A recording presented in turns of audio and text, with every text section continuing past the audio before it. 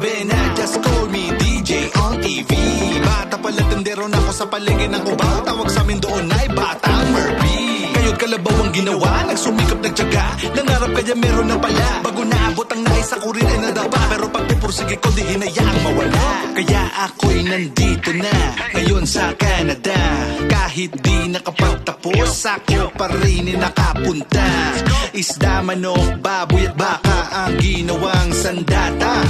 Kaya taas noo sa mga butcher, world class ang ating kartada.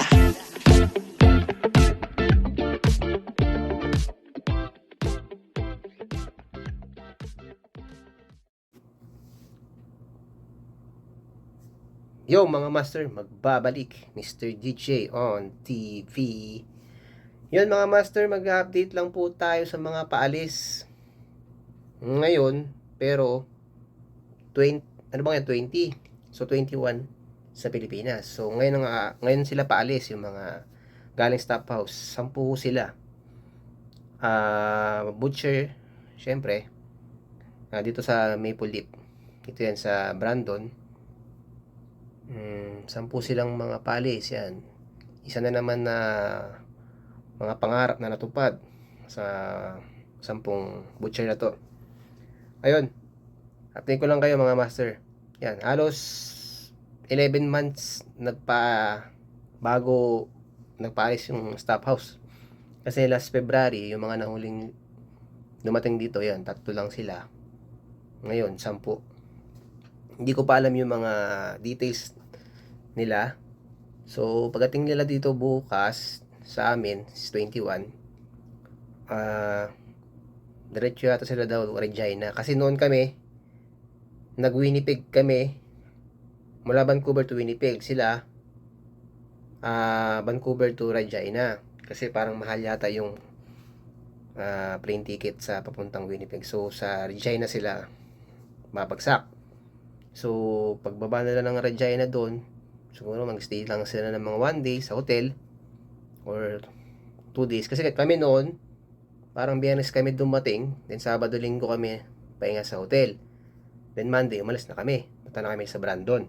So sila, siguro 1 day lang silang pahinga doon sa hotel. Then, sunod ng biyahe na sila papunta rito sa Brandon. So, hindi ko lang sure kung saan sila mapupunta. Baka doon sa magandang bahay. Sa yung binabagsakan ng mga ibang butcher. Kasi maganda rin yung bahay na, kaya lang mahal lang yung upa. Kaya nga sinabi ko, yung mga bagong parating, libre yung bahay nila sa unang buwan. Then may allowance na ibibigay si Maple ng 150. Parang ganun. 150 yata yung binigay sa amin. So yun, 1 buwan. Then after nun, sa pangalawang buwan, sasabihin mo sa company, kung mag-i-stay ka ron, yun, 1 year yun, kontrata. Kaya dapat, before 1 month, kung nakapag-decide ka na na lilipat kayo ng bahay, maghanap ka na medyo mura, syempre. Budget meal ba? Kasi tulad tong sa bahay namin, medyo mababa to sa babagsakan din ng bahay. Kasi doon, parang 400 plus yata. Bahay pa lang yun, tapos wala pang kuryente, tubig. Medyo mahal. Syempre, tayo, magbabudget muna tayo. Yun. Anyways, ganun na lang gagawin natin. In-update ko lang kayo. 10 yung mga parating. Ayun. Shout out sa mga parating na yan. Ang bali nakakausap ko dyan si Mark Anthony. Yan, bali nagpabili tayo ng mga gamot galing Pinas. Kasi mahal ang mga gamot dito. Yung mga basic lang, may basic lang naman. Yun lang naman. Hirap kasi magasak dito, mahal ang gamot. Although libre yung pa-check up ng hospital, mahal naman yung mga gamot. Kaya dollar pa rin yun. Ayun.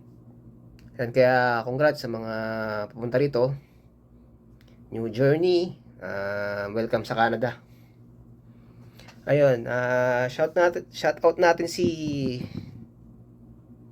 tropang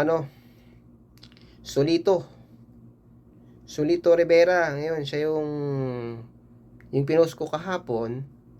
Siya yung parang trainer dyan. Bago lang to, yung just training.